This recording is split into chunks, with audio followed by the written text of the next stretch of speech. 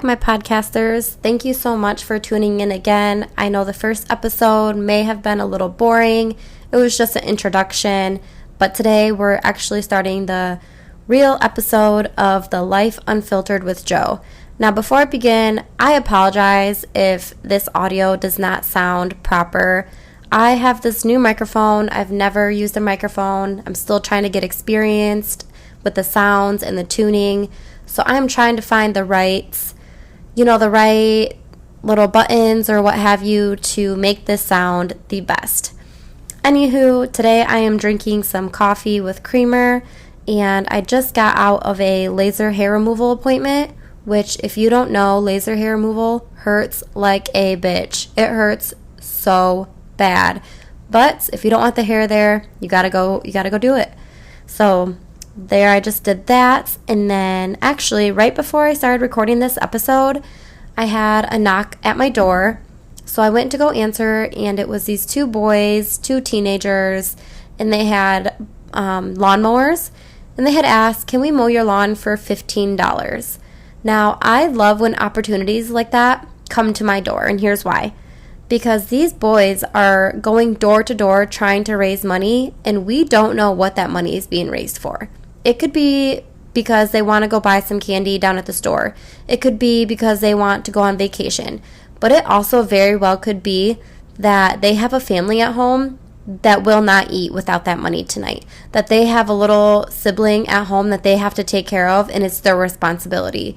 So whenever that opportunity comes to my door, I will be the first to say yes.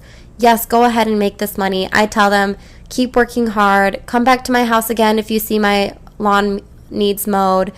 Keep doing what you got to do. I'm very proud of you for doing this and working hard. And I tell them that, because also, what if today I was the only person that uplifted them? And what if today I was the only person that gave them the $15? So I love when opportunities come to my door like that and I can help my community.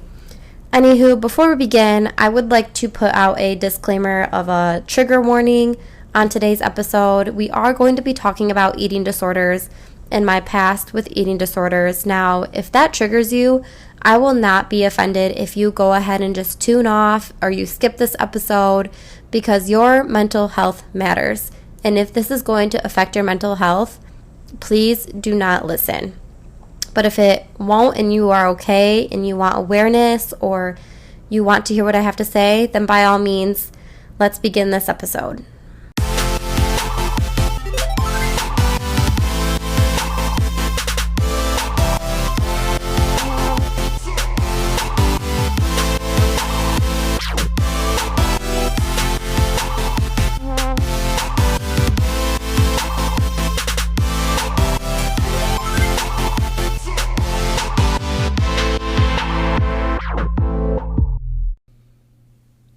Wow, that beat just makes me happy every single time I hear it, and I don't think it will ever get old.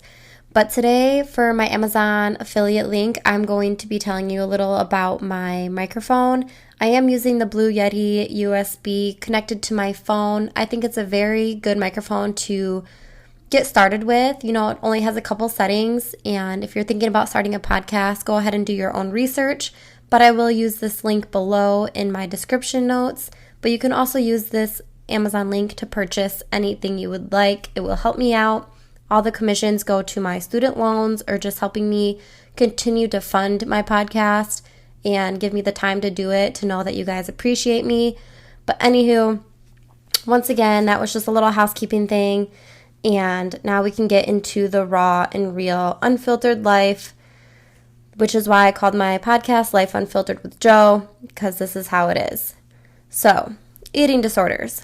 There are many, many different forms. Now, to begin, today, as you guys have heard in my intro, I went and got a laser hair removal. And we were making small conversation, and she asked me, she said, "What are you doing today?" Whatever. And I told her, I'm starting my first podcast, and I'm going to be recording my episode on eating disorders. And what she said next made me so happy, actually. She said, okay, did you have an overeating disorder or like an undereating food disorder? And the reason why that made me happy is because I don't think that people understand that just because someone doesn't look like that they have an eating disorder does not mean that they are not struggling or that they don't have an eating disorder. Someone can be overweight and it is an overeating food disorder, and it's still considered an eating disorder. I know a lot of people think eating disorders and they think skinny or whatever, and that just simply is not the case. So the fact that she was educated enough to know that all eating disorders are not the same just really made me appreciate that people are aware of this topic.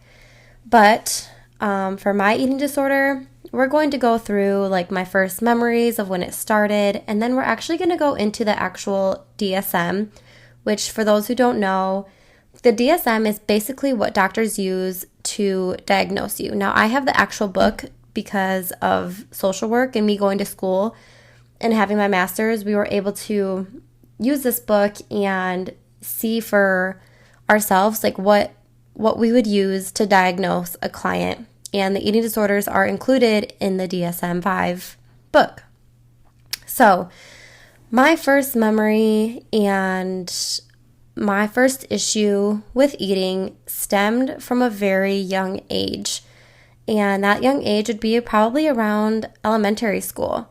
So I remember going to lunch, and I remember being a gymnast. You know, you have to be fit. And I remember telling my friends, I think I'm going to stop eating because I need to be smaller. I need to be more in shape. At this point, I think I was in 4th grade, and that day went by, and the next day I got called to the office, and the principal talked to me, and he said, a few of your friends came to the office, and they told me that you have stopped eating lunch. And I told them, yeah, like I'm a gymnast, I want to lose weight. And I was a 4th grader. Like, no 4th grader should be worrying about this, right? But anywho, so my friends, quote unquote, told on me. And then I don't know if my mom or my sister remember this, but I clearly remember. So the next day at school, they had my sister come to lunch with me as like a support person to see if I would eat my lunch. So I ate my lunch and I was good to go. So the next day, you know, my sister didn't come. She didn't come every day. It was like a one-day thing just for my support. And I remember learning how to trick the system. So we had lunch ladies, and because of this issue that was brought up, the lunch ladies would come around and they would make sure that I ate my lunch until I could get up from the table. Now, I'm very headstrong. This is not what I wanted to do. I didn't want to eat. So I learned to take my food. I would hold it with my hands underneath the tray, present it to the lunch lady, show her, oh, look, I ate all my food. And I would hold it over the trash can, drop the food that was underneath the tray that I was holding, and then put the tray away. So from a very young age, I learned how to manipulate situations where I didn't want to eat, but people were watching me. And that was my very first memory that I can recall till this day. Again, I also think this stems from having like an older sister, which she was my best friend. We did everything together. We were connected at the hip, but she was also like older than me. And I would hear her talking about her body or her friends and her body, and which is fine, you know, like teenagers at the age, they talk about their bodies. But I think that kind of maybe put in something into my brain where I maybe had to look a certain way. Now, sis, if you're listening to this, I do not blame you. I know I told you in the past that I blame you, but I don't, and I want to get that clear. But I do think that everything in life plays a part into maybe why you think the way you do. So, again, your environment, right?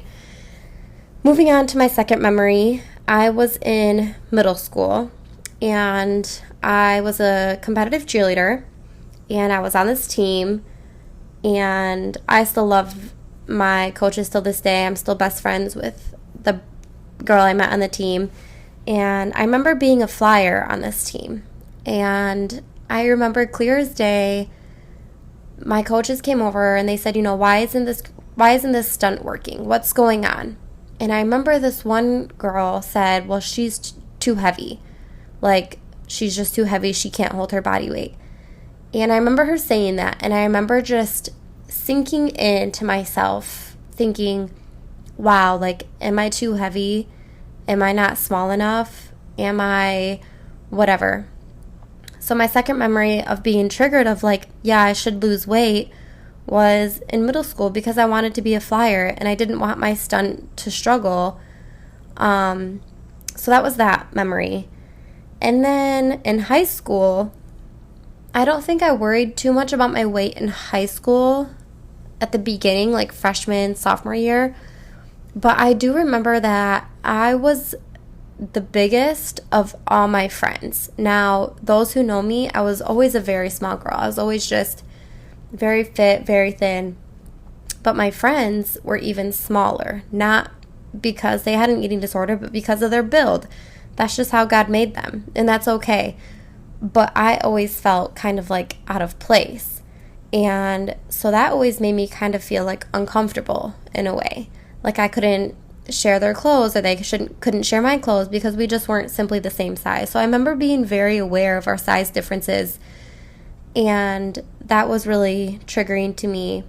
And a lot of these topics, like, you know, certain things shouldn't be that triggering to somebody, but maybe with someone who has like a mind like mine or whatever, it is triggering. So then I graduated high school and I went to my community college and I wanted to be on the cheer team there. So then I got a gym membership, and I remember I wanted to be a flyer on this cheer team at my community college. But I knew that I had to be small to be a flyer.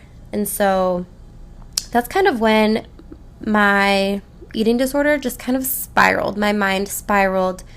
And this is kind of where it all truly, truly began.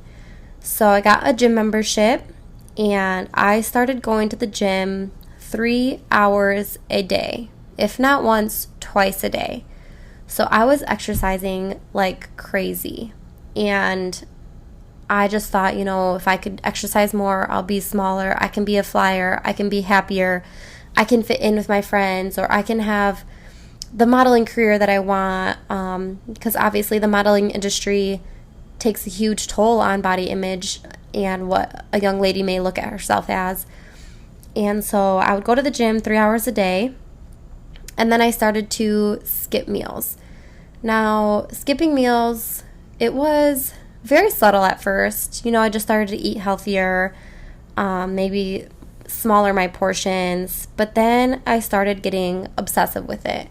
So when I mean skip meals, I would probably eat 200 to 300 calories a day. And I would eat that way for 5 to 6 days in a row. And then 1 day a week, I would allow myself to eat like a normal person. Now, when this 1 day a week came, it wasn't like I was eating like a normal person, because by the 5th or 6th day, I was starved. I was so hungry. So on this day where I allowed myself to eat, I would get up and I would go to QD and I would eat like 2 donuts or 3 donuts, and then I would go to Pizza Hut and I would get a large pop and pizza, breadsticks, wings, whatever it is, because I knew in my mind, like, I only have today to eat this, and then I have to stop eating for the next 5 days.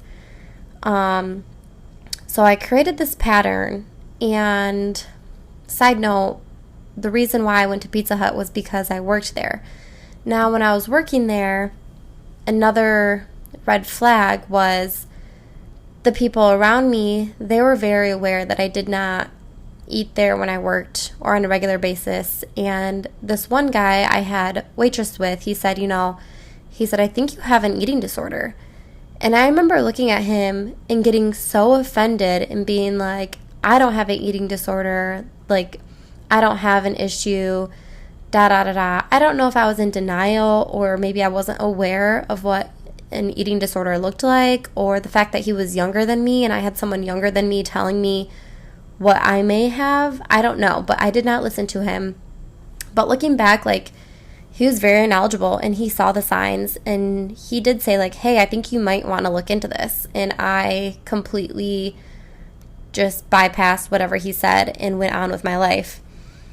Anywho, so let's catch up on the story. So at this point in my life, I was exercising 3 hours a day. I was skipping meals. By skipping meals, meaning I wasn't eating nothing but 200 to 300 calories a day for 4 to 5 days, 5 to 6 days, eating on the 7th, overeating on the 7th. Now, this also included weighing myself. So I would weigh myself every morning, and if I gained even a point of a pound more that morning from the previous day, I knew that I had to work out harder that day, or I had to skip all my meals that day, or whatever it was to get that scale back down. Sorry, excuse me, I need to take a drink of water. Okay, so then the scale, that was an issue, and then it stemmed into like a food scale. So that means I would start weighing all my food before I ate it, weighing every little ounce, every little morsel that I put into my body. And this would even go to like restaurants. So at restaurants, I would tell the kitchen, or tell my waitress to tell the kitchen, hey, I want a chicken breast, no butter, no oil, nothing extra, and maybe a side of veggies, no butter. That's it. So I couldn't even like enjoy myself. I couldn't go out with friends. Everything I did stemmed from eating. I couldn't even focus on homework or focus on a project without thinking about losing more weight or what I looked like. And then after this continued, people started to notice, obviously. And so I think like the first people who would notice would be like my mom. And she would comment like, hey, like, your hip bones are starting to stick out, or your collarbones are beginning to be very prominent. At this point, I'm wearing a size 000 as an adult, and she would make comments about this to kind of make me aware. However, what she didn't know and what others didn't know that also commented me on my size was that fueled me. It made me so happy. It made me feel like I was doing my job, like I was getting to where I wanted to be. So the more I got commented on my size about how small I was, the easier it became to get even smaller, because now I'm receiving these comments and this is what I wanted. So it's like gratification. So it made it very easy to continue with that journey. And just also with the feelings I was having, like taking up the least amount of space. So that sounds crazy, right? But like when you have this mindset of wanting to be small, or for whatever reason that is, you have this thought like, I want to take up the least amount of space that I can, whether that be in a chair, a couch, my jeans, because that means I'm small. And so that was like another thing. If I noticed I was taking up less space, that means I was doing my job, and that fueled me. And so then with all this, I started doing like mirror checks. So I would call them ab checks, and every single time I would go into a bathroom at my house, at a friend's house, at a restaurant, at a movie theater, wherever I was at, I would examine my body. I would lift up my shirt. I would do like a 360. I would flex a little bit to make sure that I wasn't bloated, or to make sure I didn't look like I put on any more weight. Now, these ab checks I was analyzing my body, but very, very negatively. And then as this began, I noticed that I started to view myself in the mirror as someone I didn't even look like. And so we're going to go into the DSM-5 soon, but what that is, it's body dysmorphia. So I would look in the mirror and I would see this girl who was so overweight, so fat, so bulging out of her jeans, so disgusting. And I would talk to myself like that. And it may seem crazy to some of you, but I would look at the mirror and I would physically see myself bigger than I was. Like, I could be wearing a size 0 jeans and I would physically see myself as someone wearing a way bigger size. And I'm so happy now that I can wear that bigger size. Like, now I got up to like a size 6. And before I'd be like, oh my gosh, I look like I'm wearing a size 6. And now, like, I could be wearing a size 6 and I'm like, hell yeah, like, I look motherfucking good, right? Like, these bodies out here, women's bodies, men's bodies, like, we're all beautiful. It does not matter your size. But that didn't used to be my mindset. And that just kind of breaks it all down. That's what my past looked like, and it controlled every aspect of me. I would be in church, and I used to go to church on Sundays, and I remember being like worshiping, and Sundays was usually my day that I would eat. So Sundays would be the day that one day I was telling you guys about, that I would allow myself to eat whatever I wanted. And I would be in worship, and I remember I couldn't even focus on worship because I was so excited to go out to eat after. I couldn't even get through homework that day because I was like, well, I have to go out to eat first. I have to go get snacks. I have to go get a donut because, like, that was the only day I could eat. So it took over my entire life. Not to mention, I was always tired.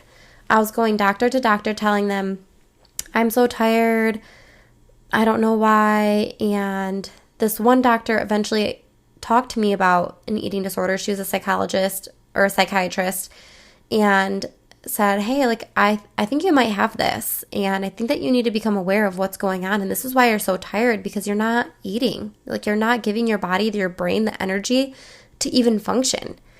And we're going to go into what this doctor had mentioned to me.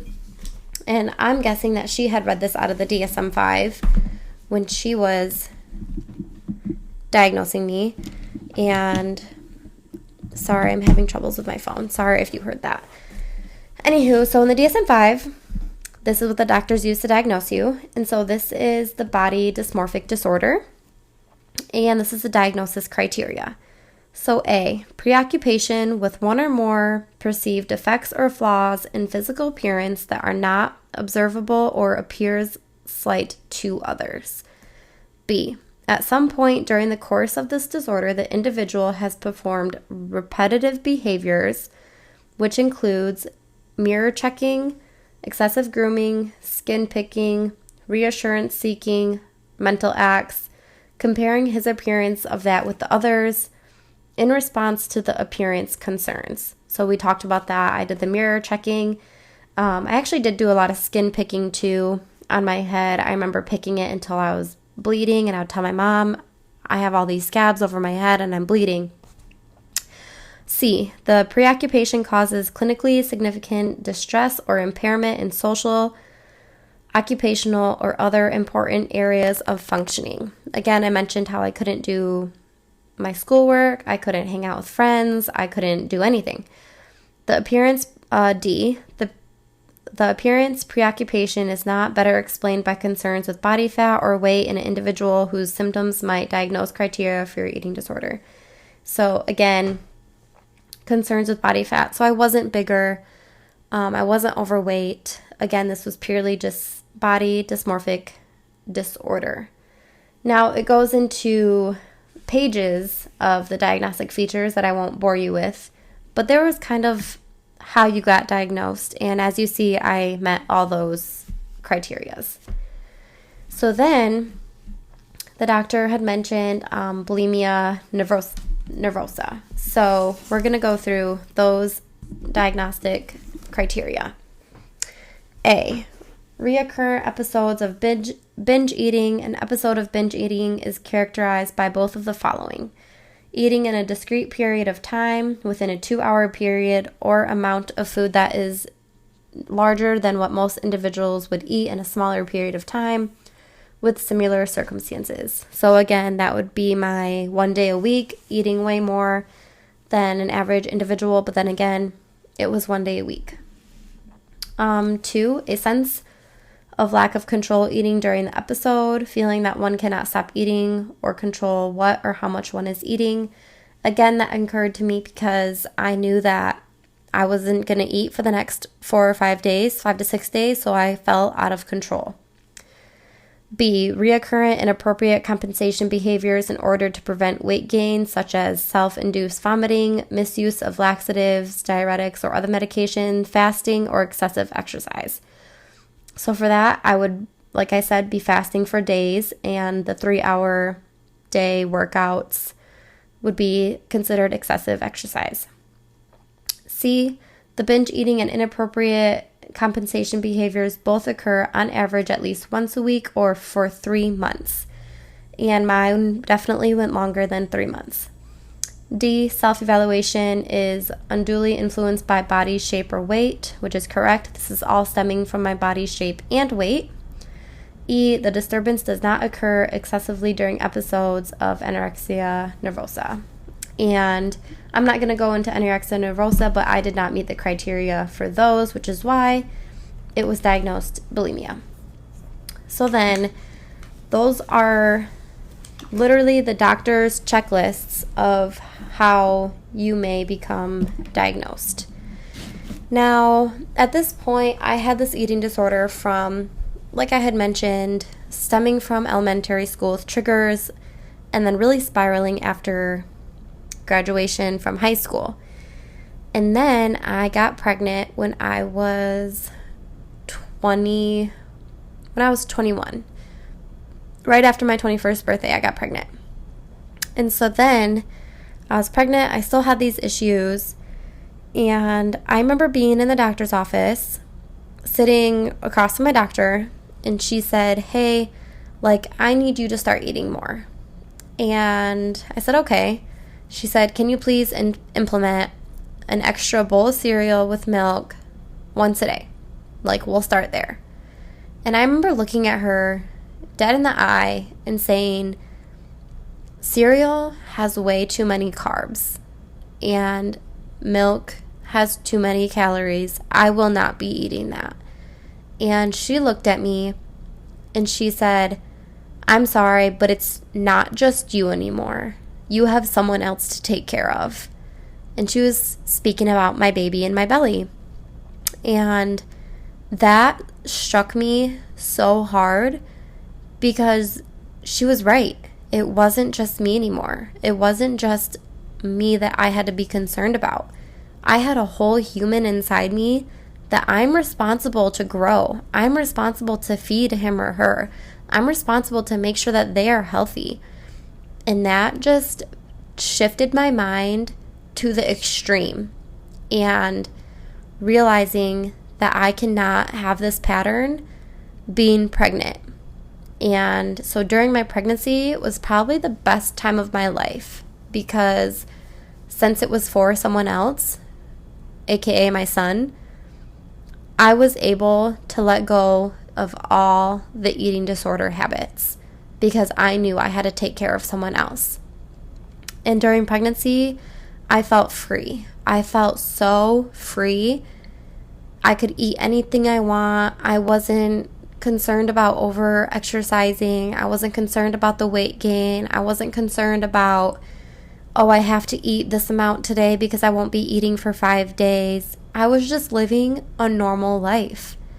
And I remember in my pregnancy thinking, wow, this feels so good. This feels so freeing not to be obsessed over my looks. I feel mentally like a weight was lifted off my shoulders. And so then, after I had my child, I knew in the back of my mind, I did not want my son growing up with a mom or in the environment of someone who did not have a good relationship with food.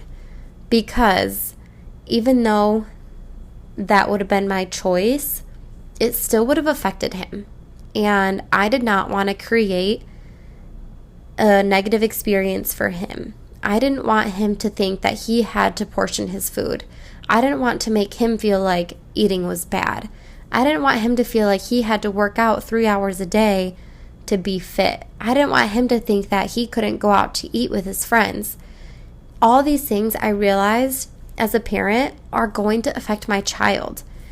And so after having my son, I rode a very fine line because I wanted to lose my baby weight at this time, which is normal, which is okay, It was healthy. I wanted to get back to like a healthy weight. So I decided like, okay, I want to start losing weight. So I did. I started working out, like a normal workout, like maybe 30 minutes a day to an hour a day. But I started counting my calories again. I started using my food scale again. I started weighing myself every morning again. And I got down to, I think, like 116 after my pregnancy. And a light bulb went off in my head and I said, wait a second. I know this pattern. These are red flags. Like at that point, it was no longer me losing just baby weight. It was becoming obsessive for me again. And that light bulb went off. And I remember texting my sister that morning, January 27th, 2019. And I said, today's the day that I let go of everything. I let go of my food scale. I let go of my weight scale. I let go of counting calories because it is my mission to make sure that my son does not see me like this. And it is my mission to make sure that my son loves himself and he has a good relationship with food and that he loves his body no matter what shape, form, whatever that is. And that's my responsibility to make sure that happens for him, which means it's my responsibility to create that environment. And so January 27th, 2019 is the day that I consider myself fully recovered. Now, like, what does that mean? So after this day, I did not do any of my previous things. As like I mentioned, like weighing myself, this, that, the other. And I started to just live freely again. I started eating when I wanted. I started becoming in tune with my hunger cues. A lot of people, here's another side note, when you have an eating disorder, you fuck up your hunger cues. You fuck up your brain. And you are no longer able to, your body's no longer able to recognize the hunger cues of, hey, I'm hungry, it's time to eat. And hey, I'm full, please stop eating. You fuck all that up because your body's starving and it's saying, I need to eat 24/7. So as being recovered, I had to learn. I had to relearn my body. I had to relearn my hunger cues. I had to relearn my cues of being full. I had to relearn all of that. And that was very difficult. But I did it. And I don't think, till this day, I don't think I ever would have recovered from my eating disorder or body dysmorphia if I did not have my son. Because I don't see any other reason in this world why I would have felt the need to quit. And my son is the reason, and he is why I was able to overcome that struggle. And God, obviously, like I'm a believer, he gave me the strength. But that's kind of my past. And today I still have bad days, like I will still wake up some days and be like, wow, like I'm really insecure about my body.